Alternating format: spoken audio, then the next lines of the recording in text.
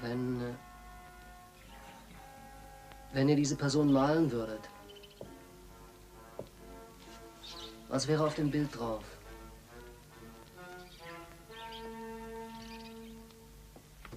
Eine Bombenruine.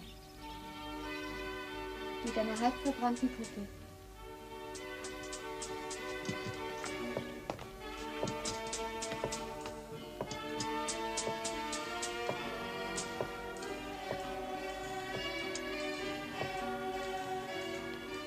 Eine fleischfressende Pflanze, die gerade eine Libelle frisst. Nein. Ich würde schon ein Gesicht malen. Ein aus kostbaren Stoffen zusammengesetztes Gesicht. Aus Marmor und Alabaster und Gold.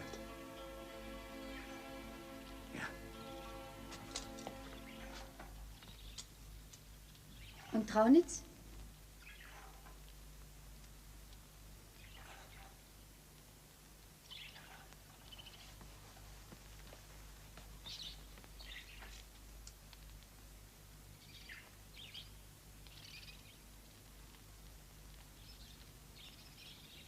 Traunitz meint, ein von Würmern zerfressener Apfel.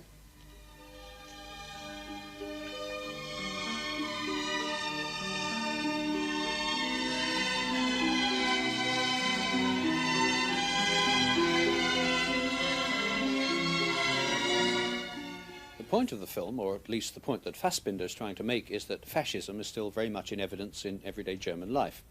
Well, if you're interested and you can't see it at the festival tomorrow, you can make up your own minds about that when Chinese Roulette is shown on BBC Two next Saturday. One part of the London Festival which is proving very popular is the new section called Action Cinema, which consists mostly of low-budget American thrillers and horror movies. Well, ever since the movie buffs rediscovered the early works of directors like Don Siegel and Joseph Losey, this kind of film has attracted a sort of cult following, which is quite deserved, because at their best the apparently humble American thrillers, often made to pad out a double bill programme, contained much sharper social observation and comment than bigger and more expensive pictures with ostensibly more serious intent. Whether the same can be said of the exhibits in the festival's action section remains to be seen, but several of the films have already been taken up by distributors, among them Blue Sunshine, a horror story explaining how 10 years after taking a particular strain of LSD, people begin to lose their hair and become frightful psychopaths. It's a film about paranoia and horror, a horror that can strike at any time. Okay, just give me 1 second here. Okay. Oh, yeah. Hey! Hold it. Jerry, I love you. But I work alone. Oh, come on. Start it up. Let's go. Come on. Just in time. I found you just in time. Before you came, my time was running low. I was lost. The losing dice were tossed. My bridges all were crossed. Nowhere to go. But now you're here. And now I know just where I'm going. Hey, wait a minute. What's this?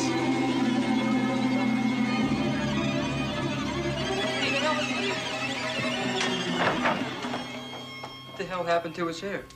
You may well ask. Blue Sunshine opens in London this week, just a few days after its festival showing. It was directed by Jeff Lieberman, whose earlier picture called Squirm literally made me feel sick, and I don't mention that as a recommendation. On release at the moment is a thriller called Communion, which is set in America in the early 1960s and concerns a Roman Catholic family and the rivalry between two young teenage sisters, one of whom is murdered and indeed set on fire just before taking her first communion.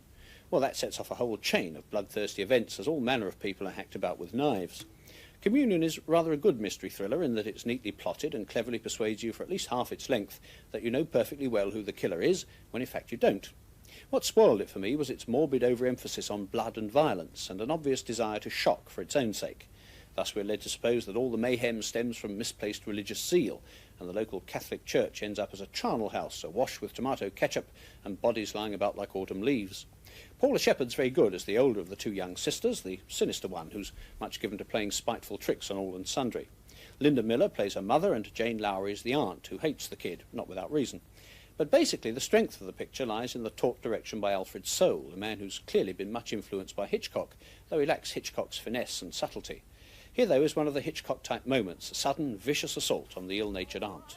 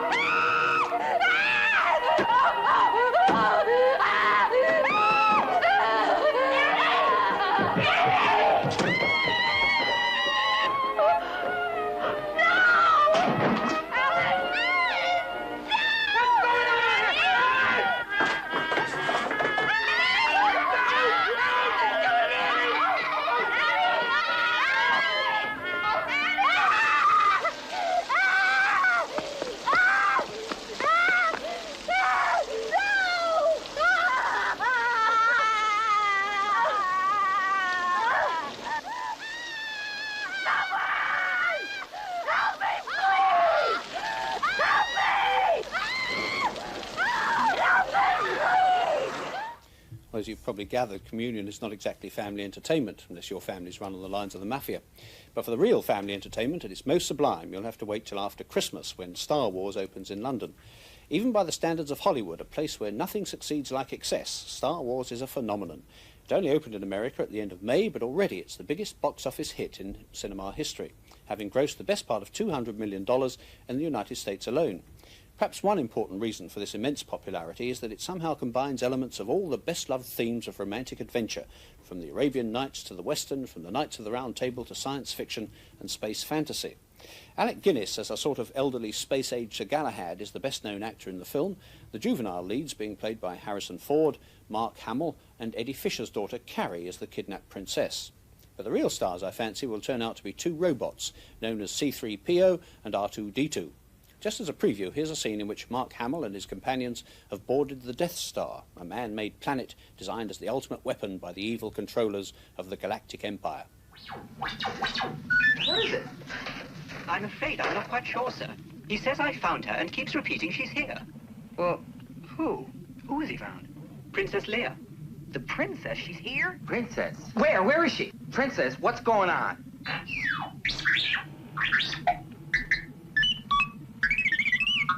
Level 5, detention block AA-23.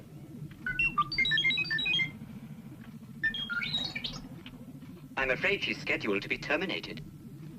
No. We've got to do something. What are you talking about? The droids belong to her. She's the one in the message. We got to help her.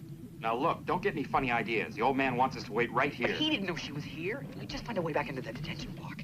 I'm not going anywhere. They're gonna execute her. Look, a few minutes ago you said you didn't want to just wait here to be captured. Now all you want to do is stay? Marching into the detention area is not what I had in mind. But they're gonna kill her! Better her than me.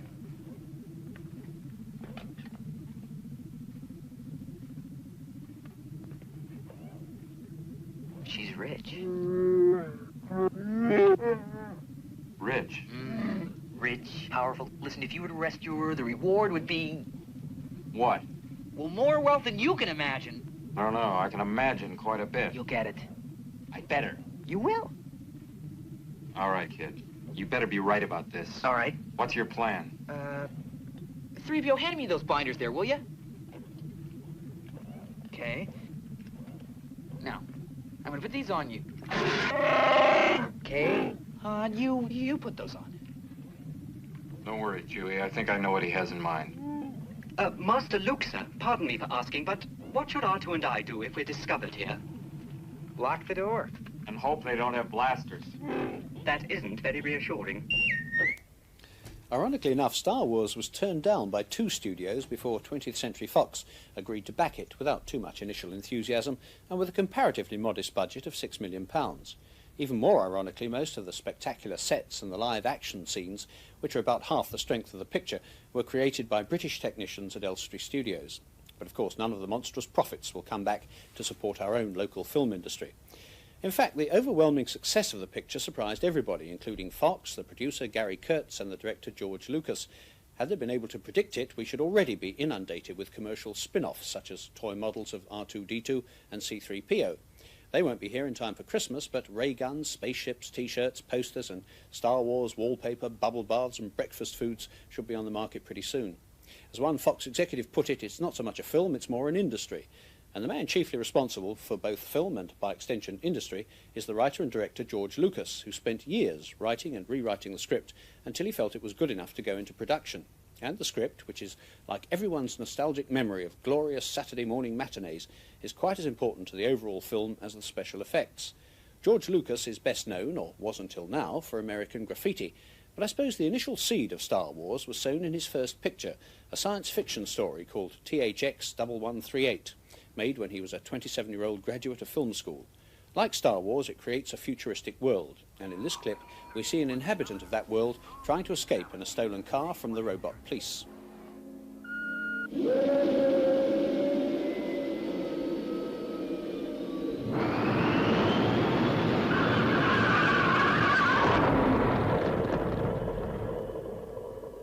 Accident in module of the special center, point 21. Stolen vehicle into 3T, support. Felon locked in vehicle.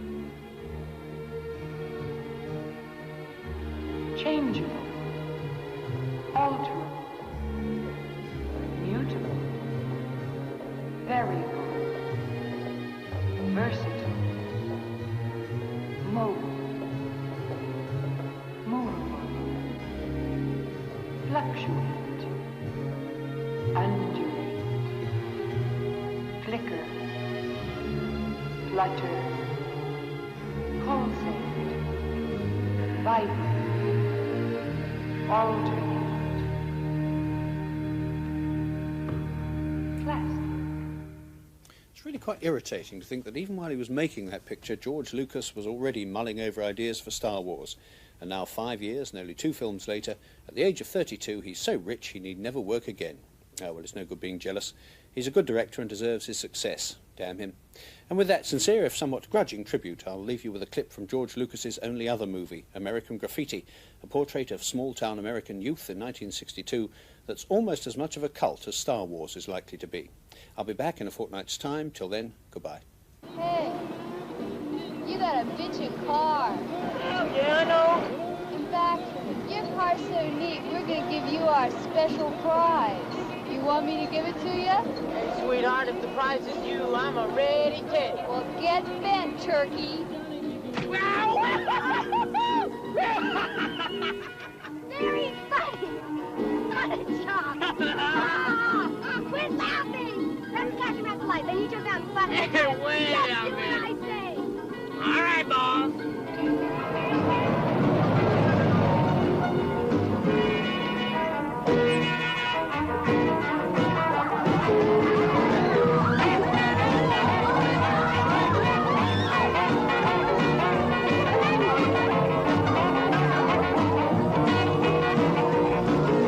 His mother told him someday you will be a man, and you will be the leader of a big old band. Many people coming from miles around to hear you play your music when the sun go down. Maybe someday your name will be in the lights saying, Johnny, be good tonight. Go, go, go, Johnny, go.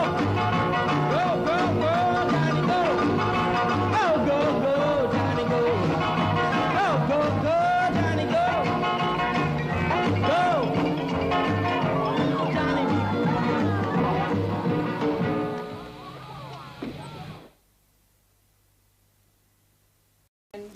9, 8, 7, 6, 5, 4, 3.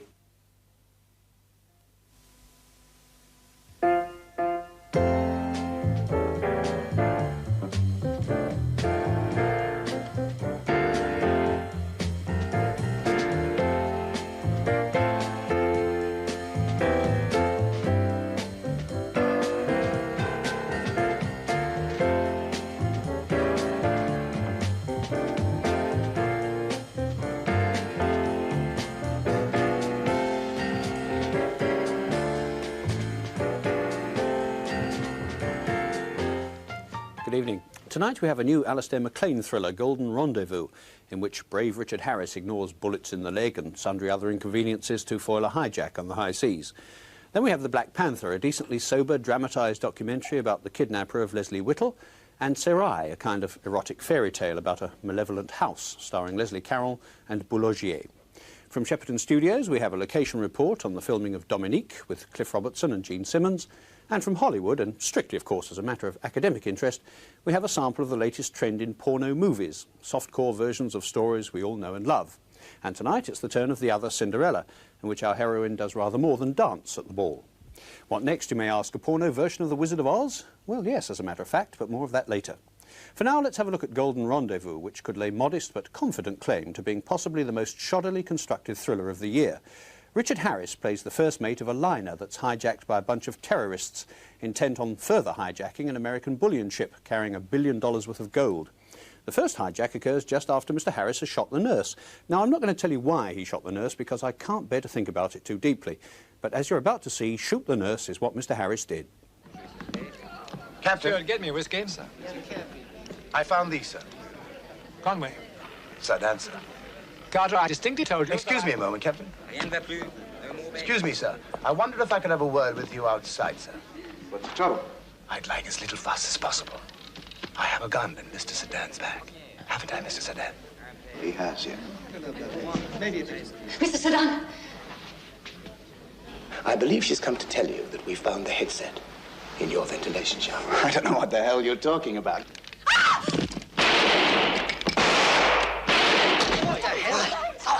Hey! I'd hate to have to use this again. Ladies and gentlemen, please be quite calm. Here, bartender, give me some more of this, will you? Carter, take those men down. You're making a big mistake, Carter. Really? How big? Move. What? Quickly. Gee.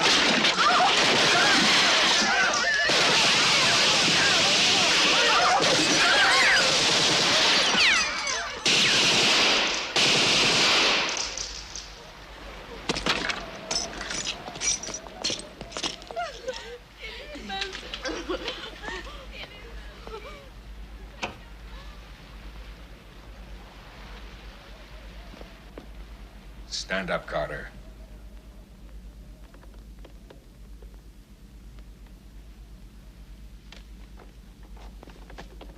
Stand up and drop your gun.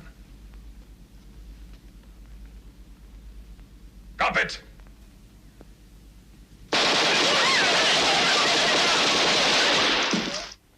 Well, in the widespread and continuing massacre that follows, the only questions that need bother anybody are whether First Mate Harris will A, foil the bullion raid, B, stop the nuclear bomb going off. Didn't tell you there was a nuclear bomb, did I? Well, there is. And C, bring to safety such of the passengers as he's not already slaughtered. And what a motley mob those passengers are. There's an enigmatic gambler, played by Burgess Meredith, an enigmatic divorcee, played by Mr. Harris's own first mate, Anne Turkle. Well, she's not exactly his first mate, but she is his present mate. And an enigmatic drunk in the person of David Jansen. There's also an enigmatic purser, whose sole function, apart from being generally enigmatic, of course, is to enigmatically save people's lives at crucial moments. The plotting of all this is marvellously ludicrous. The $1 billion worth of gold, for instance, is stoutly defended by one man armed only with a very pistol. And the dialogue is so hypnotically awful as to be almost enjoyable, with people bursting into gunfight saying, "What's going on here?" and other people saying, "Look here, Carter, I don't have to take this from you." There's also one glorious non sequitur which I shall treasure for a long time. Creeping athletically around the ship, despite the minor handicap of a bullet-ridden leg, Mr. Harris bumps into one of his crew members who's been press-ganged into helping the hijackers. "What the hell are you doing here?" says Mr. Harris. "I'm a guard," says the crewman. "But you're a waiter," says Mr. Harris.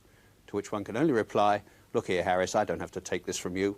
But now let's have a look at the moment when Mr. Harris and his wounded assistant, ship's doctor Gordon Jackson, hit back at the heavies.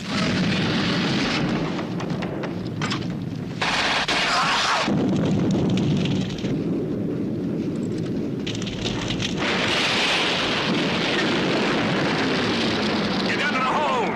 Put that fire out!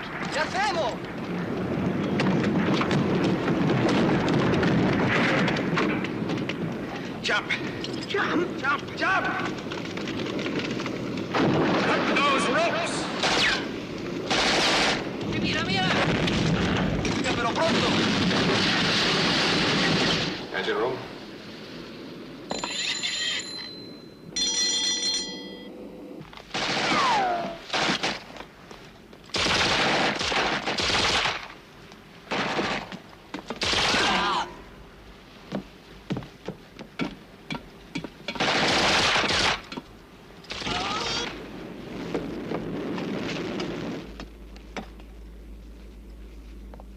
Carreras? Where's Carreras? Engine room. Golden Rendezvous opened in London last Thursday. The least that can be said for it is that it's good for a laugh. Actually, that's just about the most that can be said for it too.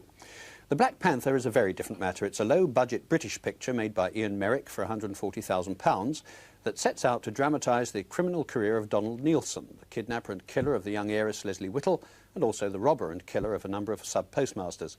Commendably, it does this without sensationalism or undue dwelling on violence. The approach, indeed, is almost that of a documentary, concentrating largely on Neilson's methods rather than his motives.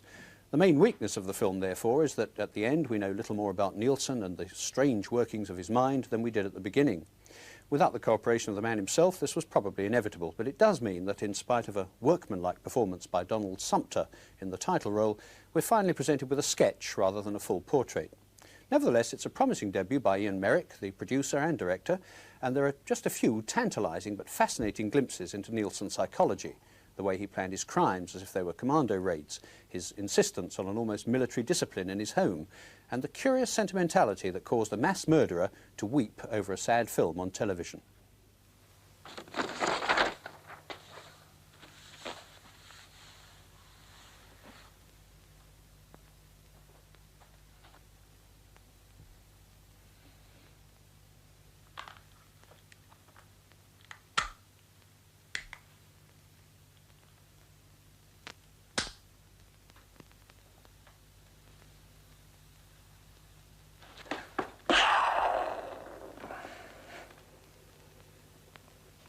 Panther.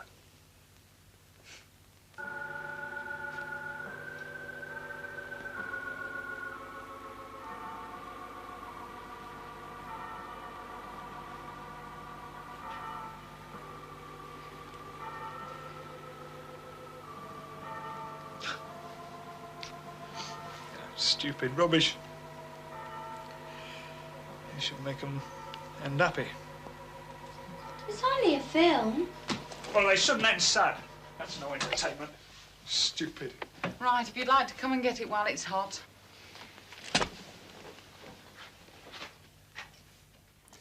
One matter that isn't touched upon in the film, though it might have been, is the behaviour of the police at the time of the Whittle kidnapping. If you remember, the police were strongly criticised later, but that issue was avoided. However, The Black Panther is an interesting and unusual picture, and it opens soon at the Ritz Cinema in London. It was made earlier this year on location and at Elstree Studios.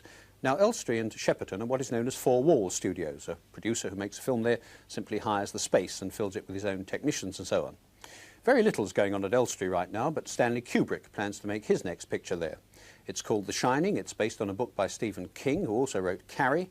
And like Carrie, it's concerned with horror and the supernatural, dealing with a caretaker and his family as they look after an empty hotel in the mountains in the winter. Interesting departure for Kubrick, but then each of his films is a departure from what he's done before. Shepperton Studios is busier than Elstree. Some of the filming of Superman was done there, and it's also housing the latest Pink Panther movie, not on any account to be confused with the Black Panther. Also in production at Shepperton is a low-budget mystery thriller that received its finance, as many films do these days, in a somewhat unconventional manner. The film is called Dominique and stars Jean Simmons in the title role. She plays a lame and middle-aged housewife with Cliff Robertson co-starring as her husband. Also in the picture is Flora Robson, who plays the housekeeper. The two producers, Milton Subotsky and Andrew Donnelly, raised the capital for the film through an American who's made so much loot from the construction business that he can afford to distribute it lavishly. Therefore, the budget is handsome enough to employ Jenny Agutter and Simon Ward in supporting roles. It's directed by Michael Anderson, the man who made The Dam Busters, Around the World in 80 Days and Logan's Run. And he chose to make Dominique for two particular reasons. First of all, it's a most unusual story. I choose something, if at first reading I can't put it down. If it's something I'm totally gripped by, I feel that the audience should have the same impression if it's well made. And secondly, it had parts for very, very good actors, and I love to work with the kind of actors who are working in this film. And I felt that the parts were sufficiently attractive to entice them into being in it. It's a director's picture. It's not an easy film to do because it's very atmospheric, and it's about, I would say, at least 80% silent. 80% is carried in images and music, and that's not an easy thing to do. We had to plan it very carefully and go And 5 weeks was the amount of time we could afford, really. It's as simple as that. Presumably, a tight 5-week shooting schedule meant that more money could be set aside for the hiring of past Oscar winners like Cliff Robertson. Hello. He's a very successful businessman who finds himself in a bit of a tight corner in his business, and he attempts, as a businessman or anyone else would, to extricate himself from this rather delicate condition. And it's the way he tries to do it that gets him involved very heavily into this whole mystery.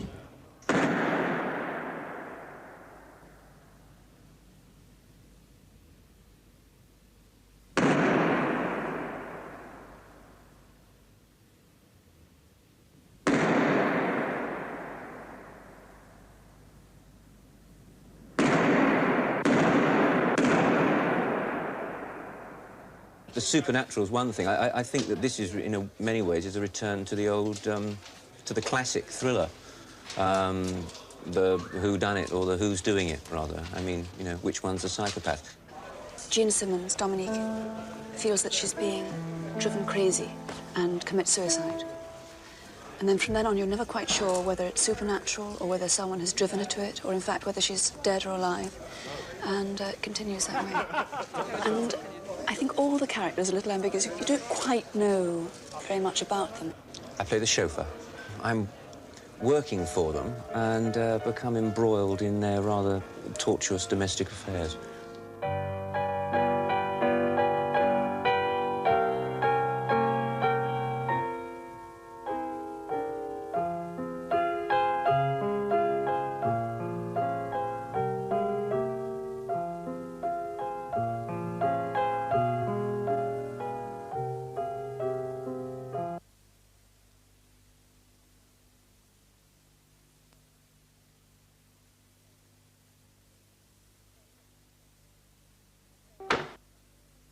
There's very little dialogue. And we hope everybody will suspect each one of us. We're all a little bit concerned with the central story. Not in the whole of it, but in cahoots with one or other person. So you'll have to work that out. That's the intriguing part of the play. Well, it was very difficult for me to follow this one, actually, yes. I don't think when I first read it that I quite understood it. But, I mean, we've got a very, very good atmosphere on the set, and as we're doing it, we're working out as we go along, and I think we're making it much, much clearer. Michael is particularly receptive to any idea from anywhere. He's not a tight, closed director. He listens to anybody on any idea, which is absolutely marvelous. He's so flexible. He knows precisely what's happening, you know, because sometimes I get quite lost. What do I know at this particular point? This is a picture in which everything is very slow. You cannot rush it. Every long walk down a corridor, every entrance through a door, every look is 3 or 4 times as long as in a normal film. It's very nerve-wracking because you think, my goodness, I'm overdoing it. But that's the way I'm doing it this one, and I hope I'm not overdoing it.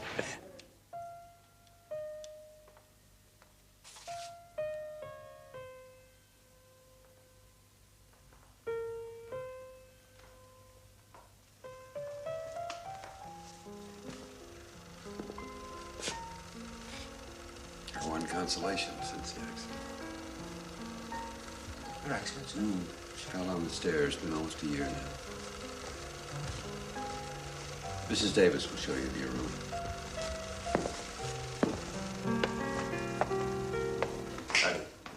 I'm making a film that has, to all intents and purposes, the supernatural overtones. But is it or isn't it? That's the joy of making this film. You will not know until the end. Dominique should be in the cinemas here by late spring or early summer next year. But now let's move on to a film that's currently on view, Serai, the first picture directed by Eduardo de Gregorio, who wrote the script for Bertolucci's The Spider's Stratagem, and also for Jacques Rivette's Celine and Julie Go Boating. The word enigma cropped up, I seem to remember, a little earlier when I was discussing Golden Rendezvous, but the enigma variations in that are nothing when compared with those in Serai. Serai, as I'm sure you know, and I only mention it in case it had temporarily slipped your memory, means Seraglio, and the story concerns the glamorous Seraglio surrounding Corinne Redgrave, the well-known best-selling author, when he goes to buy a house in France. It consists of a toothsome blonde, Boule Ogier, an equally succulent and available brunette in Marie-France Pizier, and a mysterious housekeeper in Leslie Caron. Their strange and erotic activities lead poor Mr. Redgrave away from the realities of a man who's merely trying to invest his royalties in a chunk of real estate and into a kind of cerebral charade. As he tries to unravel who they are and what they're up to, he becomes enmeshed in the sort of fantasy that he creates in his own books. The film, written as well as directed by Gregorio, is part mystery and part fairy tale with a touch of the supernatural thrown in. The setting, and this is the only clue I'll give you to what I found a rather unsatisfying denouement, is an old and crumbling and vaguely sinister house. It's a very stylish picture, more style than substance really, and not at all unimpressive. At least I found myself thinking about it quite a lot afterwards, which is always a good sign. Here now is an example of the games the girls play and the atmosphere they create around the bemused author, Boule Ogier spinning a yarn to Mr. Redgrave as she shows him some imaginary portraits. Things have gone far enough. The act was mildly amusing, it's true, but it seemed to be my turn to indulge in exaggerated histrionics. Malgré la douleur peinte sur son visage d'empoisonné par les coquilles. Arrêtez tout ça. Vous savez ce que nous allons faire? On descendra et on fera un tout petit tour du côté de la chambre interdite. Qui a l'air de vous faire tellement peur.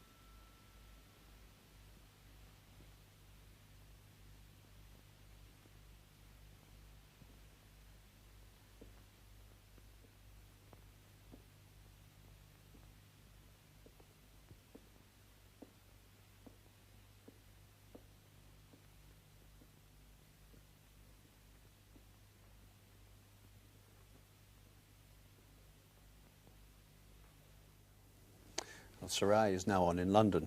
As you may have noticed, it's a fairly mixed and nondescript batch of movies this week, and that's because the film companies are holding back their big blockbusters for release at Christmas. And with them all opening then, we're obviously in for an embarrassment of riches, or depending on how the pictures turn out, a richness of embarrassments. Among the films on their way are Bobby Deerfield, a sentimental love story with Al Pacino as a racing driver and Martha Keller as a girl with a secret, and The Gauntlet, which stars and was directed by Clint Eastwood, from which you'll gather that it's not a sentimental love story. Actually, it's a cops and mafia story, and I'll be talking to Clint Eastwood about it in a fortnight's time in our special Christmas edition of Film 77. Roller Coaster is a thriller set in an amusement park with George Segal investigating strange goings-on, and it's made in Sensurround, the system that rocks the hapless audience about in its seat. If you saw Earthquake, you'll know what I mean. Two pictures I mentioned in the last Film 77 will also open just after Christmas. Marty Feldman's The Last Remake of Beau Geste, and the biggest of them all, the blockbuster's blockbuster, Star Wars. In the category of family entertainment, into which both those films fall, there's also Disney's The Rescuers, in which a couple of mice, somewhat improbably, rescue a kidnapped girl. Another animated movie, which was made for adults but with children in mind, is Wizards, written, directed and produced by Ralph Bakshi, the man who introduced pornography into animated pictures with Fritz the Cat. Wizards is about twin brothers who are both wizards. The difference between them being that one, Avatar, is a kindly and benevolent fellow, while his brother Black Wolf is just about as evil as a wizard can get. It will never work. People don't want war. It destroyed this planet, its people, and all records of past civilization. Not all records, as you'll soon find out. Attention! Leaders of tomorrow's master race!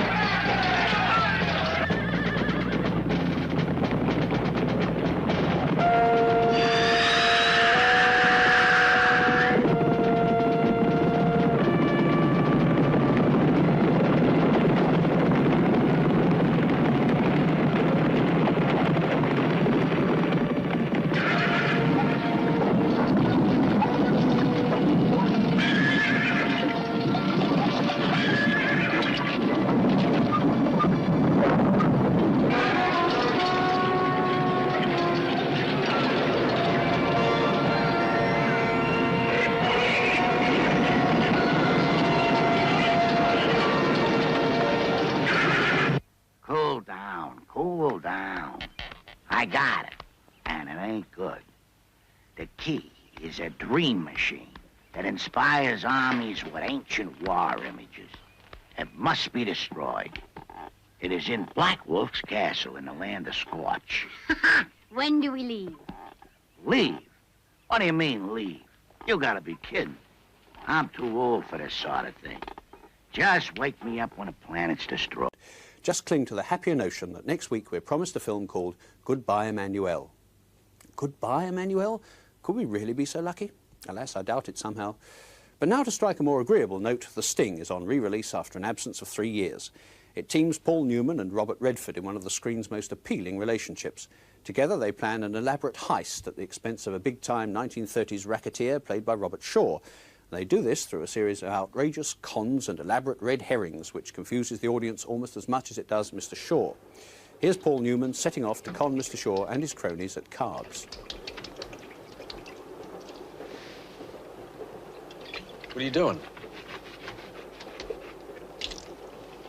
Always drink gin with a mark, kid. You can't tell if you cut it. 2,000 for you, Mr. Clayton. Thank you. All right, gentlemen, should we not wait for him? Let's go. I think that's a good idea. Mr. Clemens, give me the cards.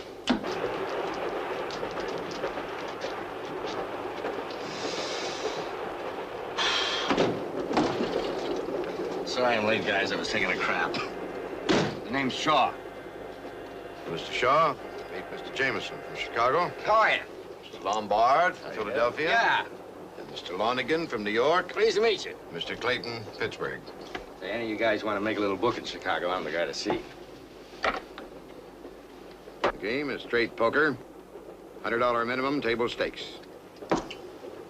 Mr. Shaw, this is a gentleman's game. We assume you're all good for your debts. How much would you like, Mr. Shaw? Oh, I'll start with 5,000.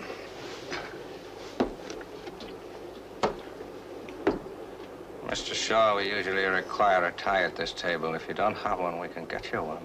Hey, that'd be real nice of you, Mr. Lonigan. Lonigan. Since the making of The Sting and his other blockbuster, Jaws, Robert Shaw's gone on record as saying that he's now more bankable than Paul Newman, a statement which I should have thought was as notable for its lack of accuracy as its lack of modesty. Still, he is very busy, which no doubt explains in part why he now lives in Hollywood. Recently, on location, he explained the other reason why he lives there. I'm afraid, very sadly, there's hardly any such thing as an English film industry. So if you want to be in movies, you really have to come here. It's very sad. Only our government could help us. And now that Wilson's out of office, I don't know that anybody will. But it's much more important than the English realize that we have a film industry. Of course, our industry was always entirely supported by American money and American initiative. I don't know, it's the same problem in all small countries. Of course it is, because we can't get enough money back within our own territory. But however, I mean, the Italians and the French are still making good films, and I'm afraid we hardly ever do. Maybe one or two a year. Robert Shaw in doleful but well-heeled exile. Well, tomorrow he comes back on location at Shepperton for several weeks to make the sequel to The Guns of Navarone, Force 10 from Navarone, and soon to be released as the film of Peter Benchley's book The Deep, in which Mr. Shaw stars with Jacqueline Bisset and Nick Nolte. And that's about all for tonight. I'll be back in a fortnight's time with a special Christmas edition. Till then, I'll leave you with this preview of The Deep. Good night.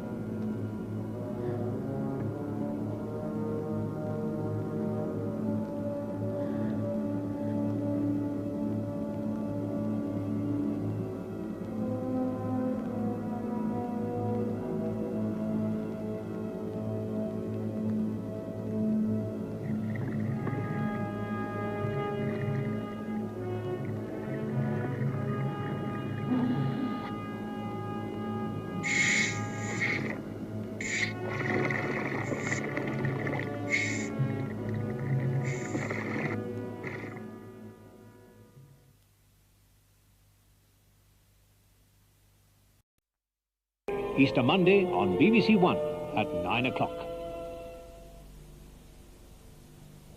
Back to tonight. And in 40 minutes, Everyman with a most unusual passion play for Easter.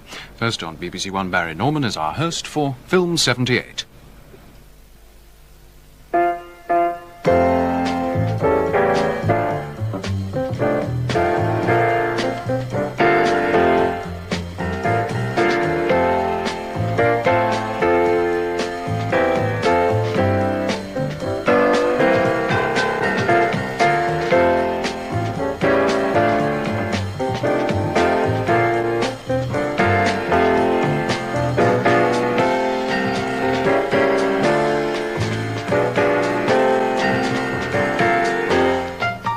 Good evening. In a week's time, the Academy Awards will be dished out in Los Angeles amid the jubilation of the winners and the tight, thin-lipped smiles of the losers. And that being so, it's rather appropriate that in this programme I'll be looking at 4 new films which, between them, have picked up a positive rash of Oscar nominations. For a start, there's the musical Saturday Night Fever, starring the youthful and comparatively unknown John Travolta, who's been nominated for Best Actor. Then there's The Goodbye Girl, a comedy written by Neil Simon and co-starring his wife, Marsha Mason, and Richard Dreyfuss, who are in the lists for Best Actress and Best Actor. Richard Dreyfuss, who seems to have it written into his contract that he must be in practically every film that's made these days, also stars in Steven Spielberg's Close Encounters of the Third Kind, and Mr. Spielberg is up for the Best Director award. In addition, we have the Italian picture A Special Day, starring Sophia Loren and Marcello Mastroianni, and Signor Mastroianni is another competing for Best Actor, while the movie itself has been nominated in the Best Foreign Film category. Well, what with all that and the fact that this is also the 50th anniversary of the Oscars, this seems as good a time as any to present a potted history of the Academy Awards, and that's what we'll be doing later on. Meanwhile, with the Easter holidays upon us, we have a couple of films for the family in The 12 Tasks of Asterix, a cartoon based on the French comic strip, and Skateboard, which cashes in on the current teenage fad. And as a final item on this menu, we'll be visiting Bray Studios, where Peter Cook and Dudley Moore have been making their version of The Hound of the Baskervilles.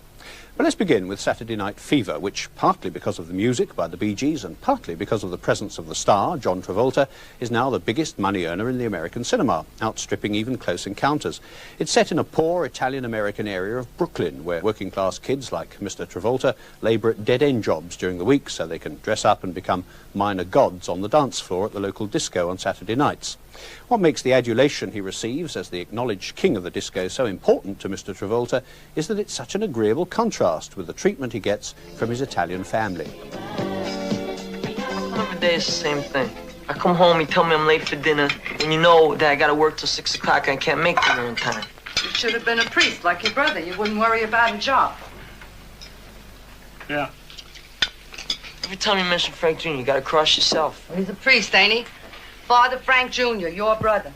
Your mother doesn't have too much to cross herself about these days. You're so jealous of Frank Jr. Oh, shut up, will you? Hey. Where are you going? Hey, the shirt, wash the shirt, stupid. Oh, come on. All right, come on. Manja, manja. Eat, go ahead. Eat. I got more pork chops, more spaghetti. What do you mean you got more pork chops? I'm out of work. Yeah, well, as long as we got $1 left, we eat good in this house. What? Yeah, I might even get a job myself. I tell you, Bill. 25 years in construction work, I always brought him a paycheck. But 6, 7 months I'm out of work. And all of a sudden, what? You hit me. I'm talking back. All right. Talking about getting a job and hitting me. All right. No hitting, no slapping at the dinner table. Okay, that's the rule. You was the one who's hit. You never hit me before. Never. Not in front of kids.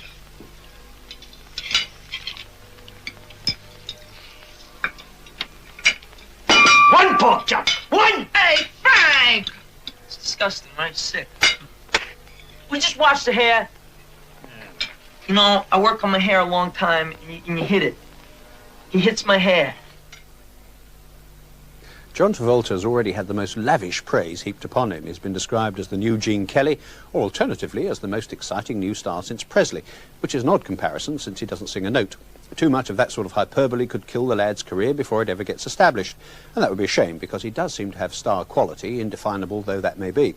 I can well understand the excitement about him, about the music and about the dancing, which is very well staged. But the film itself, which deals with Mr. Travolta's yearning for something better than the frustrating environment in which he was born, seems to me to be highly derivative. As he wanders around with his gang, getting into fights with Puerto Ricans and becoming involved with a girl played by Karen Lynn Gorney, whose discontent and aspirations more or less coincide with his own, I was strongly reminded of Mean Streets without the cutting edge, West Side Story without the zip, and Rocky without the punch. And yet, that's not necessarily a condemnation. Not every film can be wholly original, and Saturday Night Fever does at least have enough ingredients of its own going for it to ensure that, though predictable, it's really less than interesting. My main complaint is with the so-called natural soundtrack, which seems to work on the assumption that, though dialogue should be heard, it doesn't necessarily need to be understood. I would defy even Laurence Olivier to be totally comprehensible with his mouthful of hamburger, and Mr. Travolta doesn't even get close. I pity that, because on the evidence of the lines I did manage to catch, I suspect that some rather sharp dialogue got chewed up along with the rissoles and the sesame buns, to say nothing of the general shouting. However, let's have a look at John Travolta doing what he does best, dancing a disco on Saturday nights.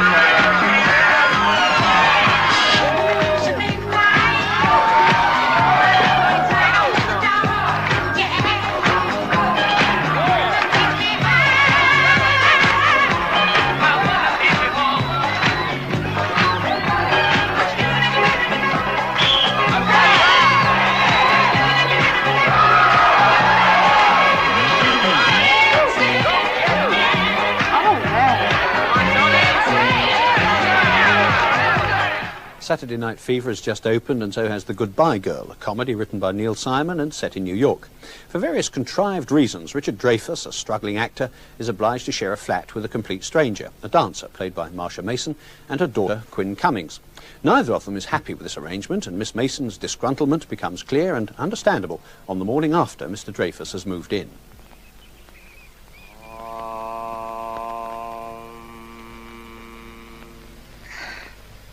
What's that? Sounds like God. Oh. Oh, 5 to 6. Boy, does God get up early. I smell strawberries burning. That is incense. What's incense? It is what I am feeling right now.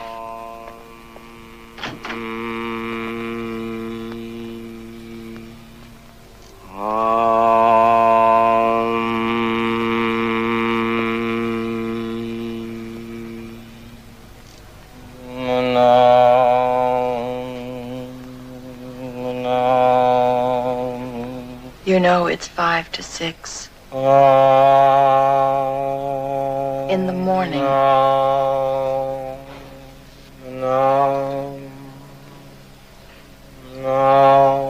Isn't there a church where you can do that?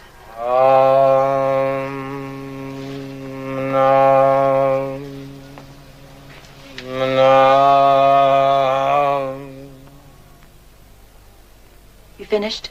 Is that the last chorus? I'm in a blissful state, so don't bug me. Is this going to be a regular routine? Guitars at night, humming in the morning. I've been in musicals that didn't have that much music.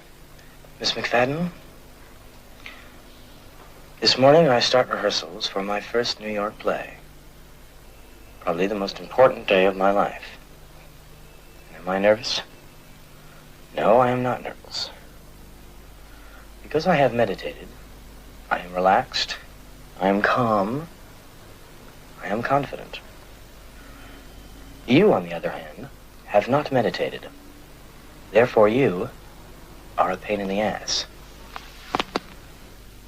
Basically, of course, this is just another boy meets girl story. Miss Mason has been twice deserted by men she loved, and as the relationship between her and Mr. Dreyfuss develops, the only question to be resolved is whether he'll complete the hat trick by dumping her too. But But although the script is gentler and less hilarious than one has come to expect from the prolific and talented Mr. Simon, it's a very enjoyable little film. There are several good set pieces, especially one in which Mr. Dreyfus, obliged to play an outlandishly homosexual Richard III in an off-Broadway production, shows how difficult it is to mince with a club foot and a hump. And the acting generally is excellent. Well, the adults have to be at their best to compete with young Quinn Cummings, who's probably around 12, but as Miss Mason remarks in the film, was obviously born about 26 years old. I'm not at all surprised that she's been nominated as Best Supporting Actress. Anyway, here's Miss Mason, the out-of-condition dancer, at an audition as she tries to get back into show business. Paula, is that you? Yes? Ronnie Burns. Ronnie! Hello! I thought you gave all of this up. I did. I just picked the wrong one to give it up for. You been keeping in shape? Yes, terrific. You want to show me? Not unless I can take a written test. Okay, Eddie. Just a few basic impossible steps, kids, so pay attention. I'll give you the counts first. 5, 6, 7, 8. 1, 2, 3, 4. Touch, drag. 1, 2, 3, 4. 5, 6, 7, 8. 1, 2, hitch. 5, 6, hold 7, kick. 5, 6, turn. Okay, from the top, up to tempo, performance level, please. 5, 6, 7, 8. 1, 2, 3, 4, 5, 6, 7, 8. 1, 2, 3, 4, 5. Hop, hop, together, step, kick, hitch. 4, 5, 6, 7, 8. 1, 2, 3, 4, 5, 6, 7, 8. Kick, kick, step, drag. 5, 6, 7, 8. 1, 2, 3, kick. Step together, foul. Just a minute, please.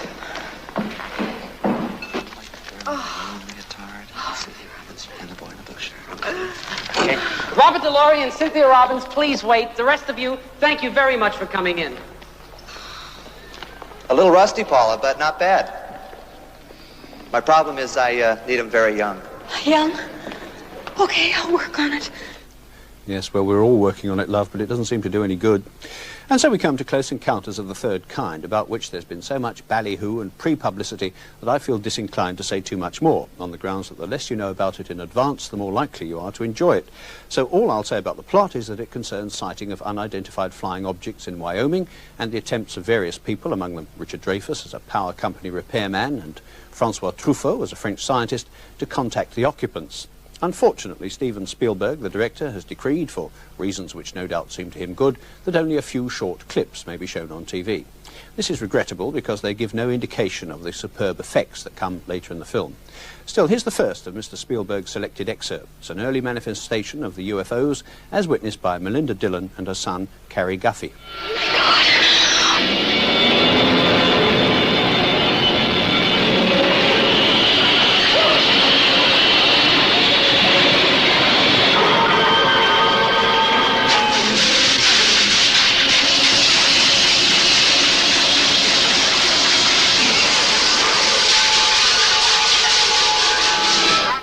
Well, soon after that, the little boy is abducted by one of the spaceships, and the implication there of suffer little children to come unto me, together with the fact that 12 UFO disciples turn up for the denouement in Wyoming, has led several people to deduce that Close Encounters is a kind of religious allegory. Personally, I don't think Spielberg means us to take that too seriously. The Christian allusions are there, and you can pick them up if you want to, but it doesn't really matter if you don't. Though I suppose it could be that what Spielberg is saying is that in a basically irreligious age, man is inclined to put his faith not in the spiritual unknown, but in the scientific unknown. However, let's have another look at the film, Richard Dreyfuss's first experience of a UFO.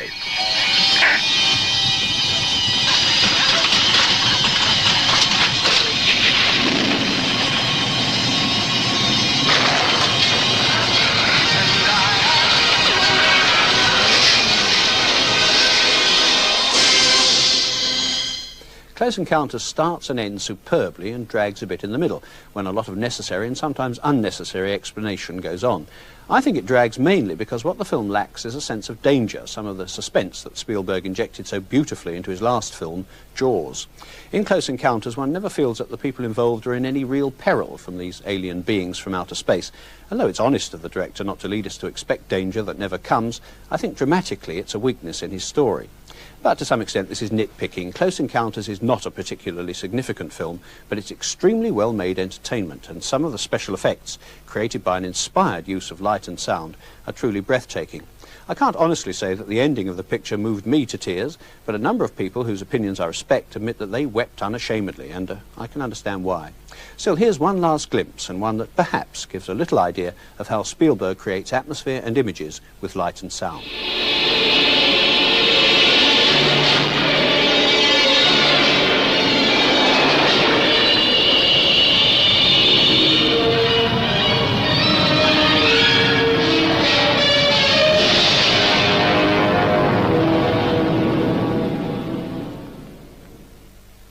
I don't think there's much need for me to advise you to see Close Encounters, because on the evidence of the queues around Leicester Square, you'll go and see it anyway, no matter what I say. Well, now, our last Oscar-nominated movie is the Italian picture A Special Day. This is set in Rome on the day in May 1938 when Hitler entered the city to meet Mussolini and proclaim fascist unity.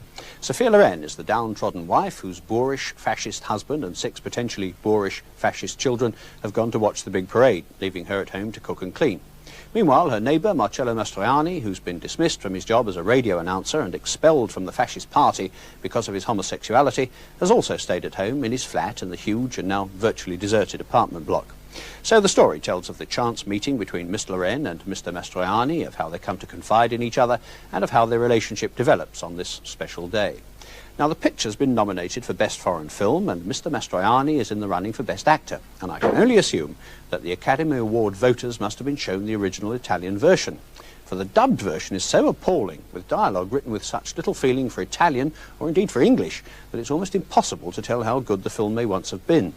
It appears to have been skillfully directed by Ettore Scola, and it's beautifully shot in a washed-out colour that's almost but not quite monochrome. But as both Miss Loren and Mr. Mastroianni have clearly been dubbed by speak-your-weight machines, I shouldn't like to venture an opinion on their performances. Perhaps this scene will give some indication of what I mean. You should have told me your opinions right away. Huh? I said you should have told me your opinions right away. On what? On your opinion of my album. Oh, and what would have happened? It upset me.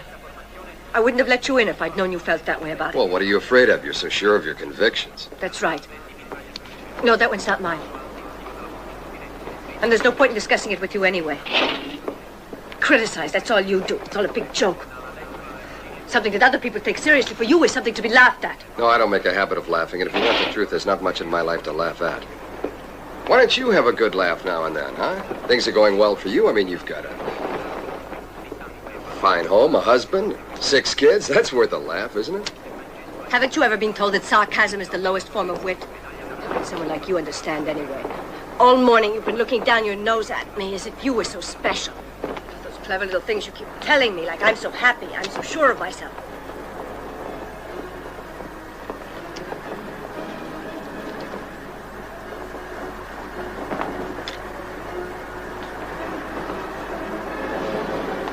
Have you gone? Just as well. But he could have said goodbye. Yeah! 1, 2, 3, 1, 2, 3, 1, 2. Let me go. All right, No, from now on I won't really? criticize you anymore. I'll be a perfect gentleman. You see, you're laughing. I'm not laughing. Oh, that's a pity, because when you're laughing, you're much more beautiful. Once, maybe. Peace? Peace.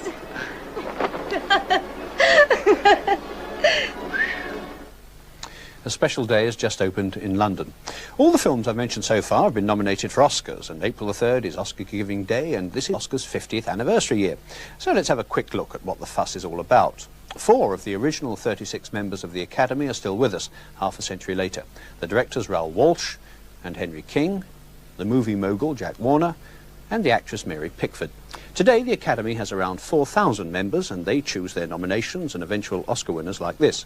The Academy, or the Academy of Motion Picture Arts and Sciences, to give it its full title, is divided into various craft branches: acting, directing, writing, cinematography, and the rest. Members of the actors section vote for Best Actor, the writers section votes for Best Writer, and so on. But every Academy member is entitled to vote in the Best Picture category, and the 5 films they've chosen this year to compete for that award are Annie Hall, The Goodbye Girl, Julia, Star Wars, and The Turning Point. Meanwhile, back in the specialised sections, the actors in the Academy have nominated these 5 of their contemporaries in the Best Actor category. Woody Allen for Annie Hall, Richard Burton for Equus, Richard Dreyfuss for The Goodbye Girl, Marcello Mastroianni for A Special Day, and John Travolta for Saturday Night Fever. Altogether, there are 22 Oscar categories, and right now the Academy members are casting their votes on printed forms like this, and the results will soon be revealed to a breathless world. Well, I've no idea what's going to happen then, but I can provide you with a little information about what's happened in the past. For example, the most nominated film of all time was All About Eve, which picked up 14 nominations and eventually 6 awards. But the film that collected most Oscars was the 1959 version of Ben-Hur, which walked off with 11 of the things, and is, incidentally, the only remake to be voted Best Picture. West Side Story came close to Ben-Hur's record with 10 Academy Awards, and at one time, back in the late 30s, Gone with the Wind held the record with 9. One of the winners on that occasion was Vivien Leigh, who was named Best Actress for her portrayal of Scarlett O'Hara. And here she is, picking up her award in 1939. Need I say it is a privilege and an honor to announce this winner, Miss Vivien Leigh in Gone.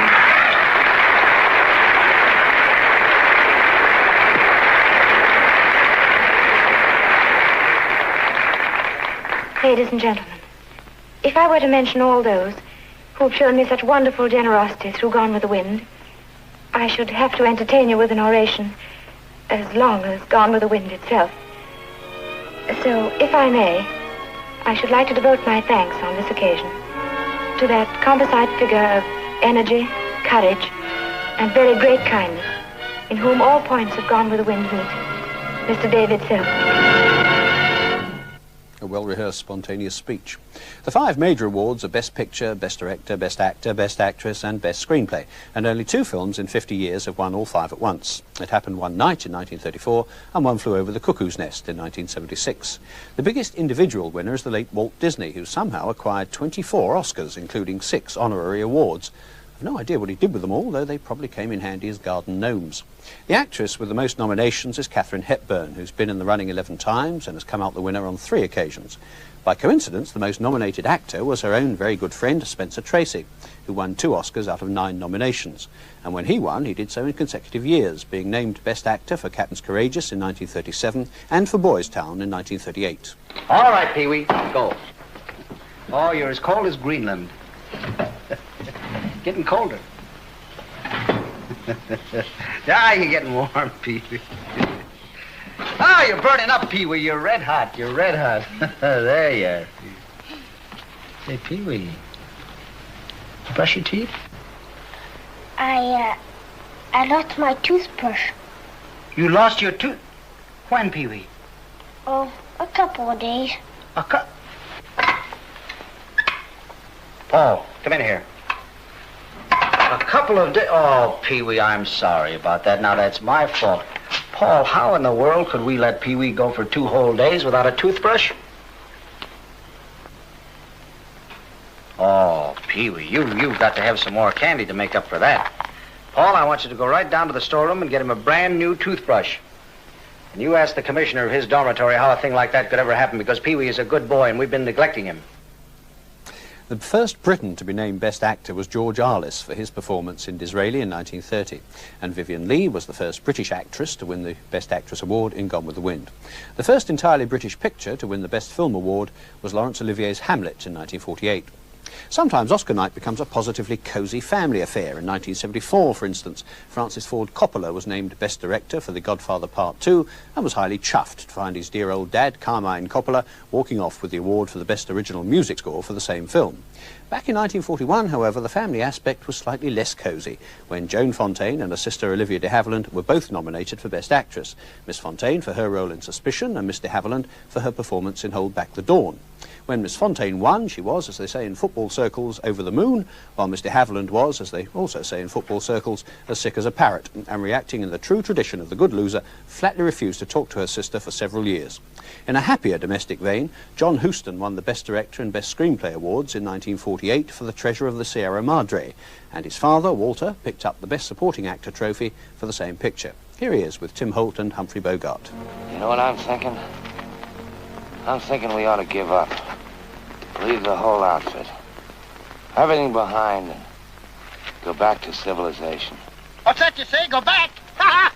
Well, tell my old grandmother I got two very elegant bedfellows who kick at the first drop of rain and hide in the closet from thunder rumbles.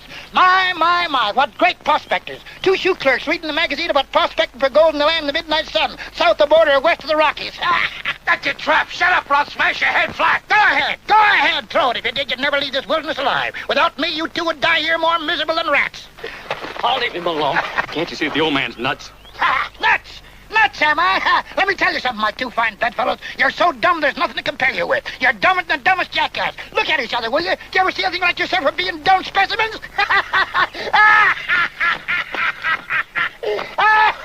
You're so dumb, you don't even see the ridges you're treading on with your own feet. Only two actors have ever refused to accept their Oscars: George C. Scott, who won for Patton in 1970, and Marlon Brando, who was similarly named as Best Actor for The Godfather 2 years later. Brando sent along a young Red Indian lady to decline the honour on his behalf. The youngest person to receive an Oscar was Shirley Temple, who in 1934, at the age of 5, and after a long and distinguished career, was given an honorary award for her outstanding contribution to screen entertainment. But the youngest Oscar winner was Tatum O'Neal, who was a comparatively old woman of 10 when she picked up the Best Supporting Actress award in 1973 for her role in Paper Moon.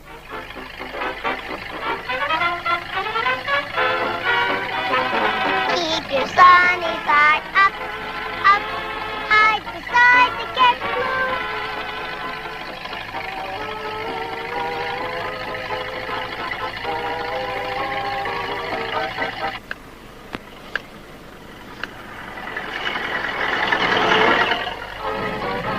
Rose, let's give him some money. No. Just a little bit. We got $305.16. Whole nother business giving it away. It's bad enough you give away Bibles. But they're poorly. The whole country's poorly, I told you before. But Frankie Roosevelt said we gotta look out for one another. I don't care about Frankie Roosevelt. But he says it. That's so? Why don't you ask Frankie Roosevelt what he thinks about taking care of himself? You think he don't eat off silver trays? He can eat off tabletops like the rest of us, but he don't. You know why? Because that would make him look common. And besides, Frankie Roosevelt ain't running this thing. I'm running it, so don't you make up no rules about what we're going to give away. It's my money, too, you know. $200 belongs to me, and don't you forget that. You want it? Well, just put my share in my pocket, and I'll take you to a train station. How do you like that? The Oscar itself was designed 50 years ago by Cedric Gibbons, the Academy's first art director, and christened Oscar in 1931, when Margaret Herrick, later president of the Academy, said, "Why, it looks like my Uncle Oscar." This was a manifest lie, because it doesn't look like anybody's Uncle Oscar. It doesn't even look like anybody that ever lived, but there you are, the name stuck. And in case you're interested, Oscars are 13.5 inches high, weigh just over 8 pounds, and are made of bronze, but covered very thinly with 14-karat gold. Oh, and Janet Gaynor, who won the very first Best Actress award of them all, is to be given a special Oscar this year on account of being still alive. Incidentally, if you want to know still more about the Academy Awards, I would recommend this book, The Oscar Movies from A to Z, compiled by Roy Pickard and published by Muller. As for this year's awards, I rather hope that Richard Burton is named Best Actor for his role in Equus, because it must be quite embarrassing for him to be the only person to be nominated 7 times without ever winning anything. I also like to think that Jane Fonda might be named Best Actress for her lovely performance in Julia, and that the multi-talented Woody Allen, who's been nominated in 3 categories for Best Actor, Director and Writer, will walk off with at least 1 award.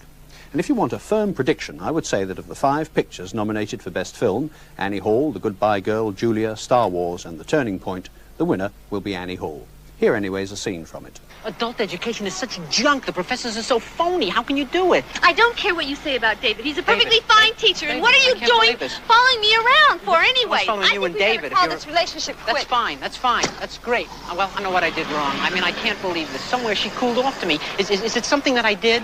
Never something you do. That's how people are. Love fades. Love fades. God, that's a depressing thought. I have to ask you a question. Don't go any further. With your wife in bed, does she need some kind of artificial stimulation like marijuana?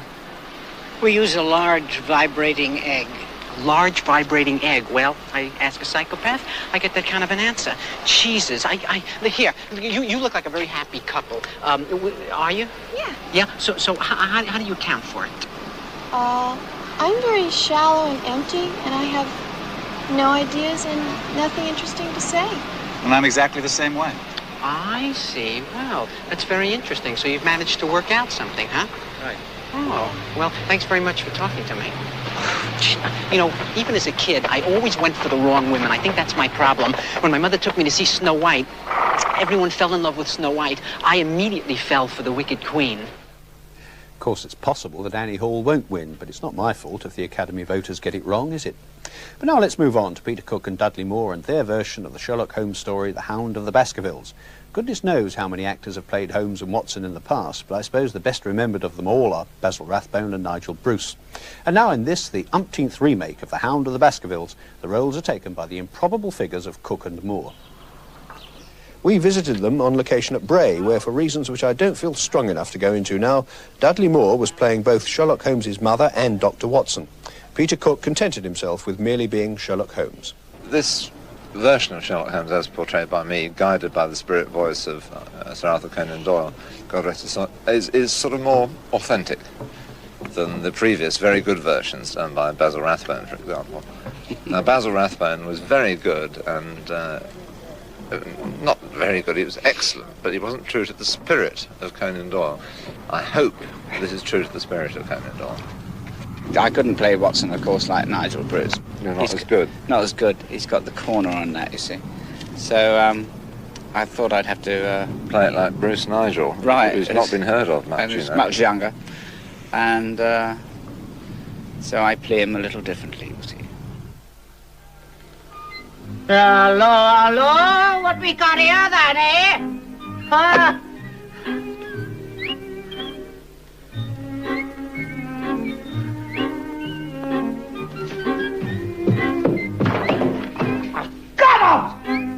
Look at this, it's incredible! God.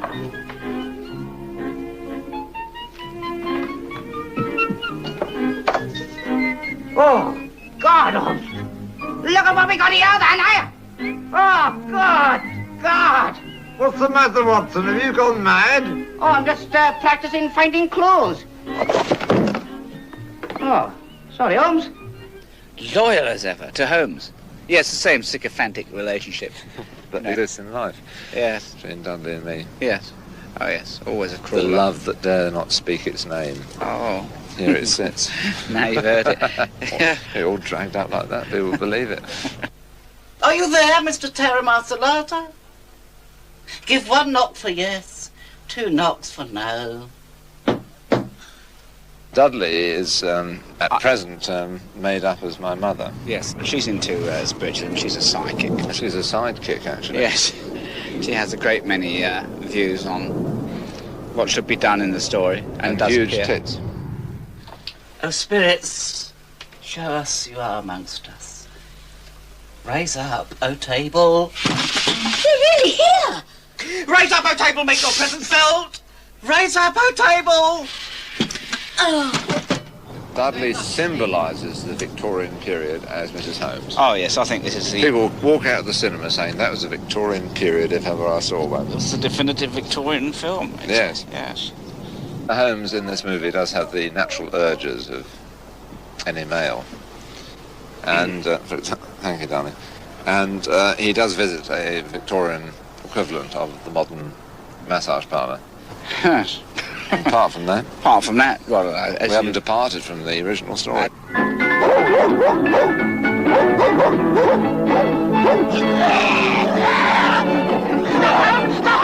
Hold your fire, Watson! The hound is unsurrendering! Trustly and watch.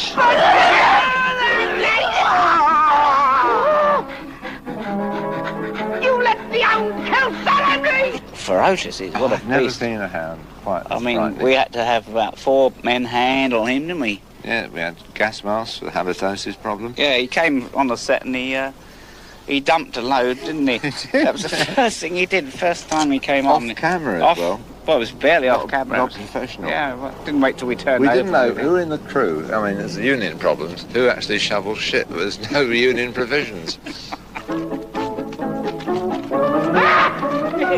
Got him! Oh, look, Dr. Mortimer.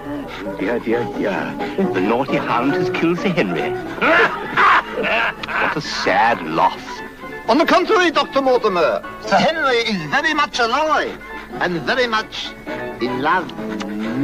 What a nice dog after all. I think I left the kettle on. We all appear to have rather pressing engagements. Good heavens, is that the time? Looks like it's going to rain. Holmes, I smell a rat. Look, they're getting away. Shouldn't we follow them? Don't worry, Watson. We'll soon get to the bottom of this. I think there's always going to be an interest in the characters. They're sort of, you know, really like Hamlet and Cressida, aren't they? And Coriolanus and Des O'Connor, you know. I like to think that this movie was made with the sole purpose of getting millions and millions of people to see it and stick money down. And oh, yeah, that'd be dreadful, wouldn't it? It's awful. It'd be dreadful if we ended up being millionaires and having to join Michael Caine. Yeah, that'd be dreadful, wouldn't it? I'd rather be in a garret than stuck with Michael Caine in Hollywood, the Hollywood crowd. Right. Riff-raff. Bloody Ian LaFreniere, Dick Clement, playing cricket on their swimming playing pools. Football with Raquel Welch. Pathetic. And I'd rather be in a Kazi in Dagenham than sell my soul to some producer who says, here's £15 million. You know what my straight answer to him would be. Yes. That's exactly it. Yes. Well, The Hound of the Baskervilles, directed by Paul Morrissey, who's made a number of pictures with Andy Warhol, should be in the cinemas fairly soon. Meanwhile, this being Easter and the children being on holiday again, we've been scouting around for some family films to keep the monsters amused. But alas, the offerings are pretty thin on the ground. There's a full-length cartoon based on the popular French strip cartoon called The 12 Tasks of Asterix, but I'm afraid it's not very good. To save their village in Gaul from Julius Caesar and the Roman legions, Asterix, the mighty warrior, and his friend Obelix have to emulate Hercules by performing 12 impossible tasks. The film was originally made in French and must have been a great deal better then than it is in this mechanical and uninspired English version. Still, judge for yourselves. Here's the scene in which Asterix and Obelix have to cross a river full of crocodiles on an invisible wire. Yeah, I don't like crocodiles. I tried them once. They were stringy. Come on, Asterix.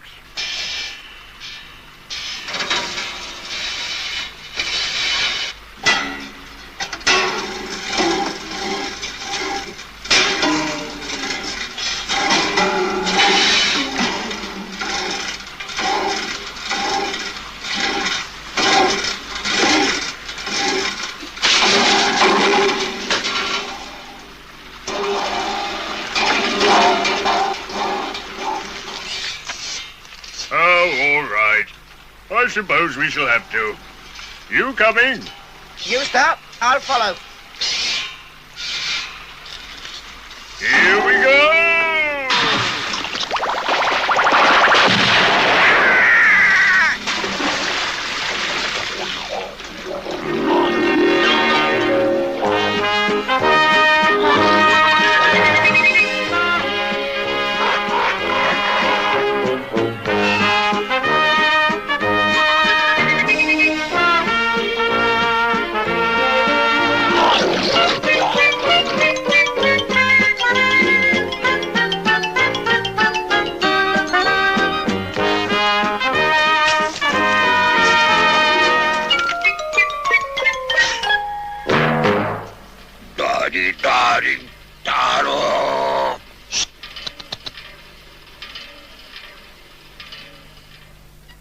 One other family film now around is Skateboard, which, as you might suppose, cashes in on the current youthful craze.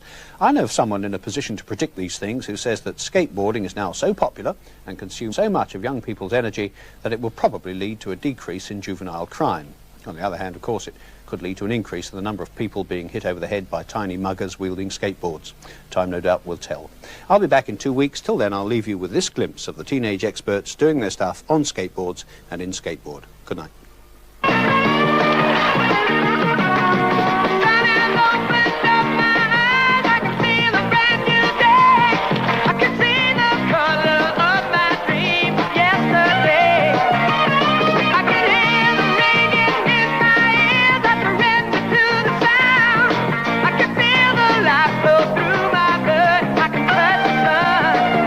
Take me a little higher, let the spirit move me.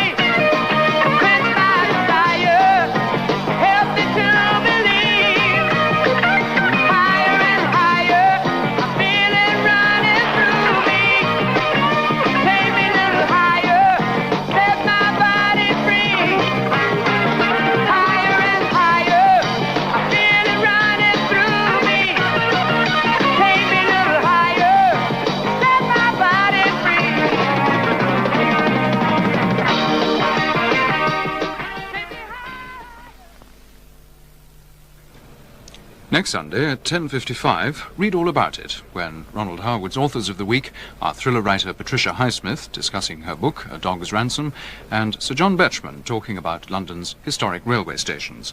Read all about it next Sunday at 10:55. In Sunday cinema, starting on BBC Two shortly, Dustin Hoffman plays the title role together with Anne Bancroft in The Graduate, a comedy with a musical score performed by Simon and Garfunkel.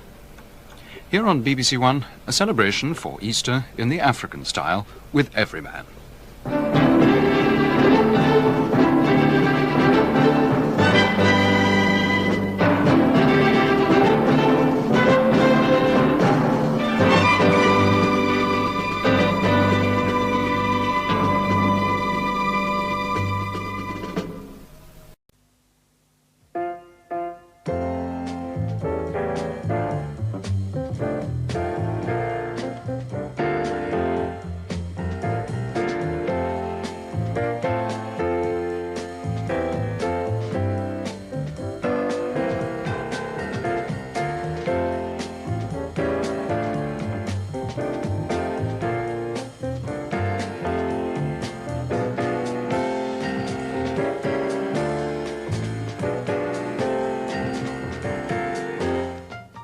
Good evening.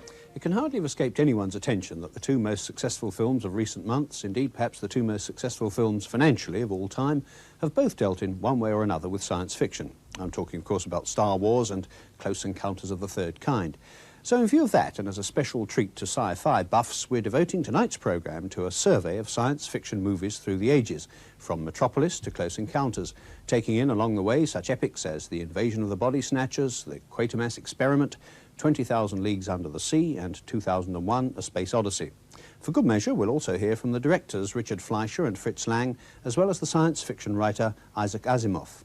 I thought I'd get this in now because pretty soon I suspect we're all going to be heartily fed up with science fiction. The movies, being the imitative business they are, all manner of spin-offs and rip-offs are being put together even now to cash in on the success of the two current blockbusters.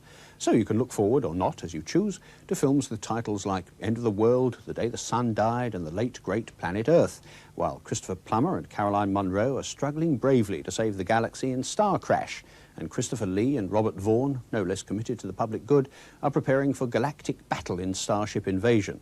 Meanwhile, in America, the stalwarts of the TV series Star Trek are also queuing up to dip their bread in the gravy by transferring themselves to the cinema screen. The Japanese, too, are getting in on the act with a science fiction movie of their own, and Sean Connery, Natalie Wood, Carl Malden, Donald Pleasance, Henry Fonda, Trevor Howard, and presumably everybody else who hasn't got too much on at the moment, are making a picture called Meteor, in which an asteroid belt is rather ominously headed for Earth.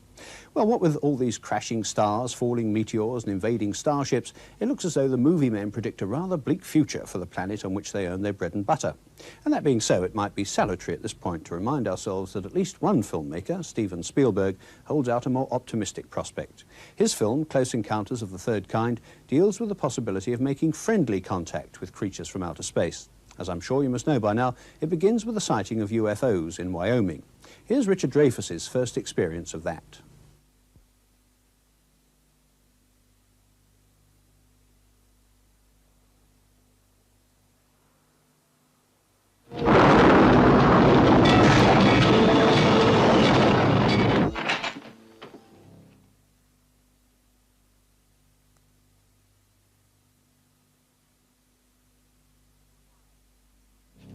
Who are you people? We have very little time, Mr. Neary. We need answers from you. They're honest, direct, and to the point. Who are you Avez-vous people? pas fait récemment une rencontre? Have you recently had a close encounter? I want to speak to someone in charge. Une rencontre plutôt inhabituelle? I want to lodge a complaint. Close encounter with something very unusual. What the hell is going on around here? Who the hell are you people? Aliens, of course, are a staple ingredient of a lot of science fiction. There's nothing quite so satisfyingly creepy as an extraterrestrial thing. And things feature prominently in the current remake of The Invasion of the Body Snatchers, starring Donald Sutherland and Leonard Nimoy, and the old Howard Hawks classic, The Thing from Another World. Now, the things in both these cases, as in many others, aren't human or even animal. They're very uppity vegetables with ideas above their station. Instead of accepting their proper place in life, which is inside a cooking pot, they want to take over the human race, and here to prove it are 3 different vegetables from 3 different films trying to carry out their evil plans. The first of them appeared in the original version of The Thing from Another World. The mysterious alien, having been captured, has then escaped, rather carelessly leaving behind its arm, which naturally turns out to be made of vegetable matter. We join the scientists as they discover this phenomenon. Gentlemen, do you realize what we've found? A being from another world, as different from us as one pole from the other. If we can only communicate with it, we can learn secrets that have been hidden from mankind since the beginning of...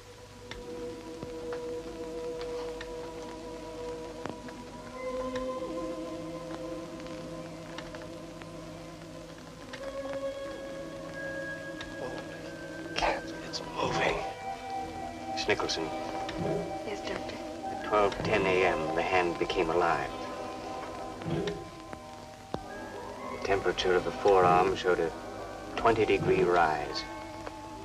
Because of this rise in temperature, I believe it was able to ingest the canine blood with which it was covered. I believe that this... You mean it lives on blood? In The Invasion of the Body Snatchers, the inhabitants of a small American town are replaced by identikit doubles who match their originals in every way except their mode of thought. The aliens have one shared intelligence and tend to pop out of huge vegetable pods.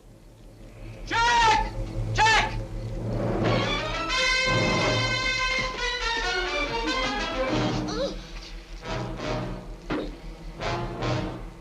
They're like huge seed pods. This must be the way that body in my closet was formed.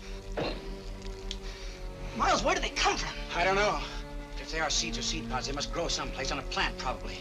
And somebody or something wants this duplication to take place. But when they're finished, what happens to our bodies?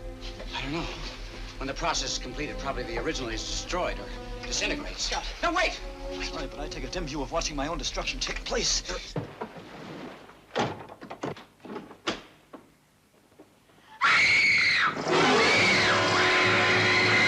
That other notorious vegetable, the triffid, of course, didn't bother changing its shape. It simply lay dormant until a meteorite storm gave it new life, and then it just growed and growed like Topsy as it went off in search of human prey.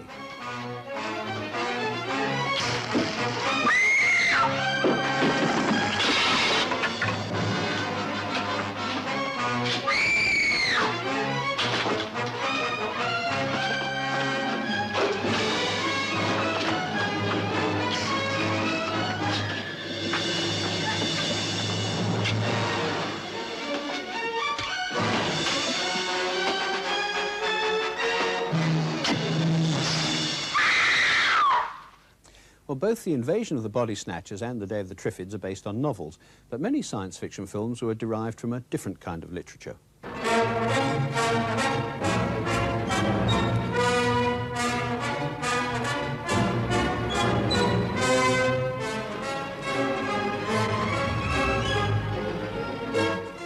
In 1926, one Hugo Gernsback published Amazing Stories, the first magazine devoted entirely to science fiction. And as today one successful science fiction movie begets another, so then did Gernsback's publication inspire a mass of imitators. And from one of these sprang the indomitable Flash Gordon, a comic strip hero created by Alex Raymond, who became the definitive space hero of the cinema in the 1930s. From Williams Observatory verifies a rumor broadcast earlier today that radio contact has been made with Flash Gordon, Dale Arden, and Dr. Alexis Zarkov aboard their rocket ship returning from the planet Mongo. By means of the observatory's 100-inch telescope, they have sighted the rocket ship several thousand miles distant and moving toward the Earth at the incredible speed of at least 1,200 miles an hour.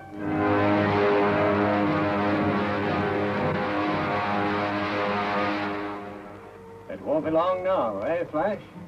There's old Mother Earth coming up to meet us.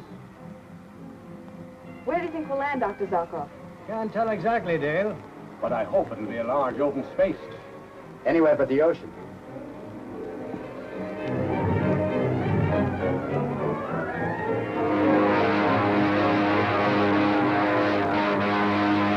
We're dropping fast.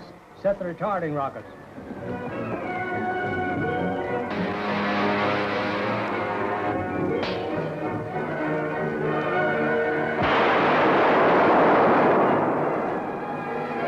braces.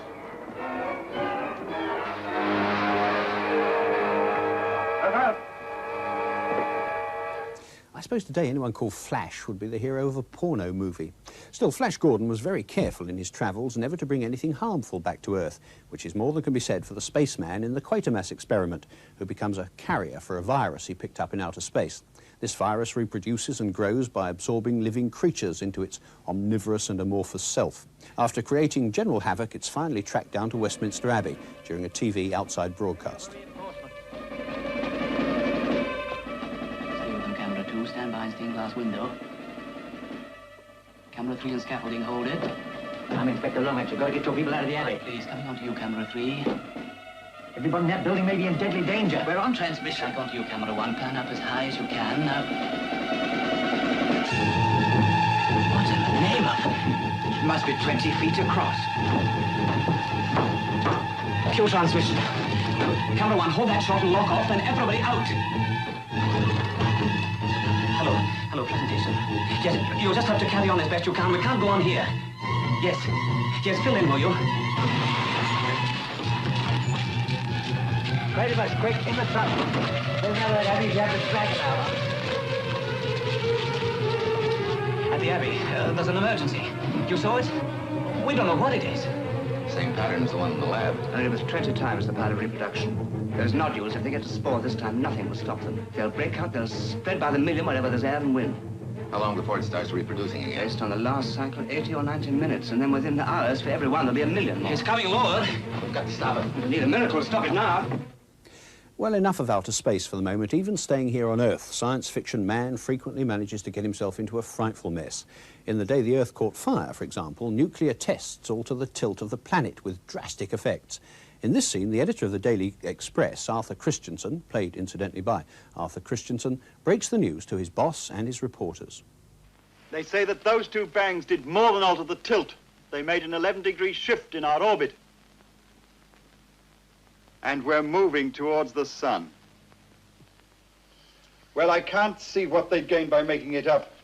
They say Western scientists have known about this all along, but we're trying to work something out before they broke it.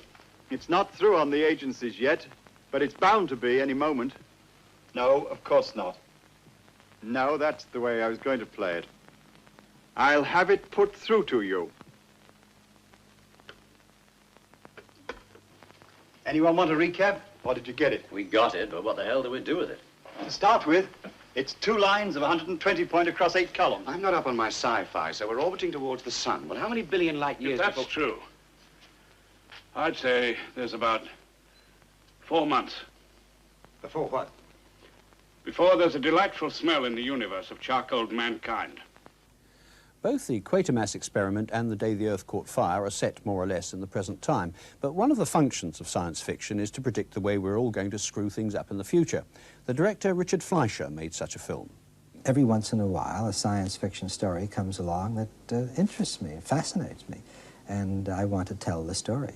Particularly, Soylent Green, I felt, had a very important message and a very important thing to say about our society and what's happening to it through pollution. Soylent Green is set in a derelict New York in the year 2022. Pollution is widespread and most of the food is synthetically produced. Natural food is all but unobtainable, though the enterprising Charlton Heston manages to lay his hands on some, together with a bottle of brandy. 20,000 Leagues Under the Sea had a different kind of problem. It was to make, it's the kind of the granddaddy of science fiction thing, to make something seem wonderful and marvelous that is now an everyday commonplace event, which is submarining.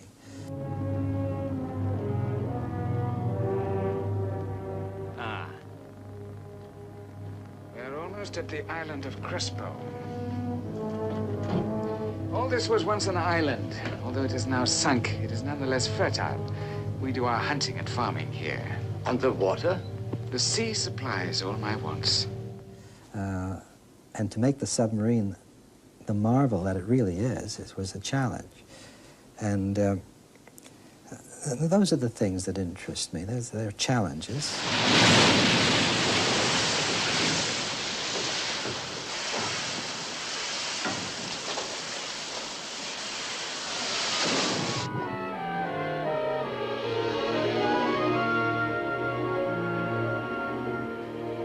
An expedition from the Nautilus.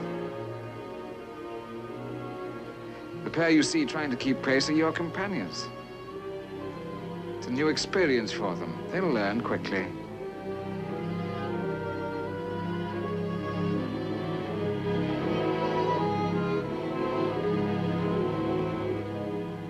Would you like to join them?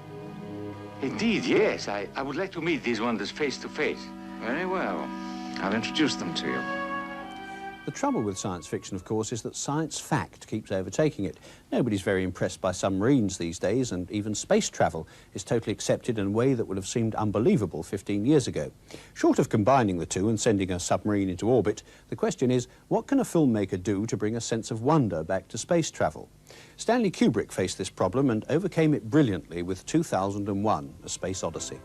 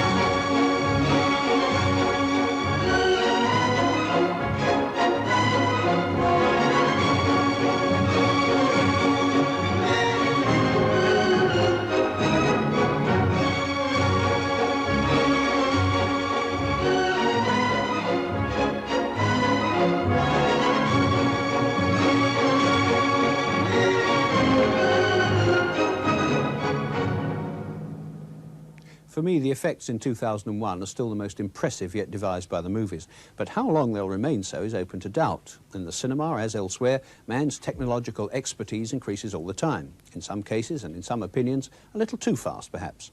A cautionary view of technical progress was put forward back in 1936 in the Alexander Korda production of H.G. Wells's novel, Things to Come. What has this progress, this world civilization done for us? Machines and marvels. They've built these great cities of theirs, yes. They've prolonged life, yes. They've conquered nature, they say, and made a great white world. Is it any jollier than the world used to be in the good old days, when life was short and hot and merry and the devil took the hindmost? All the same, what can we do about it? Rebel. And rebel now. Now's the time. Why now in particular? Why, because of this space gun business. Because of this project to shoot human beings at the stars. People don't like it, shooting humans away into hard, frozen darkness. They're murmuring. They've murmured before and nothing came of it. Because they had no leader. But now, suppose someone cried, "Halt! Stop this progress!" Suppose I shouted to the world, "Make an end to this progress." I could talk. Radio is everywhere. This modern world is full of voices. That pessimistic note was picked up and virtually reiterated by the film director Fritz Lang when he took a look at a future controlled by computers. When we talk about the computer-governed society, the establishment, and I say, what don't you like on it? Why do you despise it? The answer is constantly, there is no heart in it. I don't think that technology, as it is used now in the United States, will bring a lot of happiness to people. I doubt it. In his film Metropolis, Fritz Lang's vision of a city of the future predicts conflict between the ruling elite of technocrats and the machine-dominated masses. And this conflict reaches its climax when the plebs are inspired by a new religion, led by a beautiful young saint. Now, obviously, the ruling classes are not best pleased by this development, so a scientist is employed to discredit the new religion by building a robot, the exact replica of the saintly young girl, which will then spread general confusion by going about preaching evil instead of good. The robot, of course, like the alien thing, whether animal, vegetable or mineral, is another staple ingredient of science fiction and is usually introduced in sci-fi films to wreak havoc, usually but not always, as the science fiction writer Isaac Asimov explains. My specialty, or at least one of my specialties, is robotics. And I first got interested in that in 1939. Quiet, please. I am analyzing. I didn't want to write the usual robot story in which the main purpose of the robot was to destroy his creator, apparently. Pointed at the commander. Aim right between the eyes. And since John Campbell kept talking about legitimate engineering, it seemed to me that any scientist who invented a robot would also deliberately attempt to work out safety mechanisms, as in everything else that scientists invent. Fire.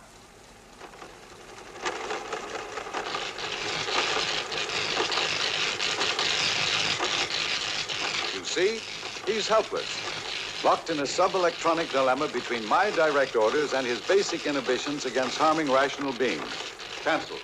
Robotomy, if that's the word I want, or indeed if any such word exists, is skillfully employed in Star Wars, in which, as far as a lot of people are concerned, the two robots, R2-D2 and C-3PO, are virtually the stars of the whole picture, R2 being small and fat and cuddly, and 3PO being timid and querulous. 3PO also acts as interpreter for R2's mechanical birdsong. Here they are stranded on an alien planet after their spacecraft has been attacked by the villains of the Galactic Empire. What a desolate place this is. Where do you think you're going? Well, I'm not going that way. It's much too rocky. This way is much easier. What makes you think there are settlements over there? Don't get technical with me. What mission? What are you talking about? I've just about had enough of you. Go that way. You'll be malfunctioning within a day, you nearsighted scrap pile. And don't let me catch you following me, begging for help, because you won't get it. Most robots in science fiction are constructed out of metal, and you have this notion of the cylindrical body, this clumsy walk, this heavy metallic tread. But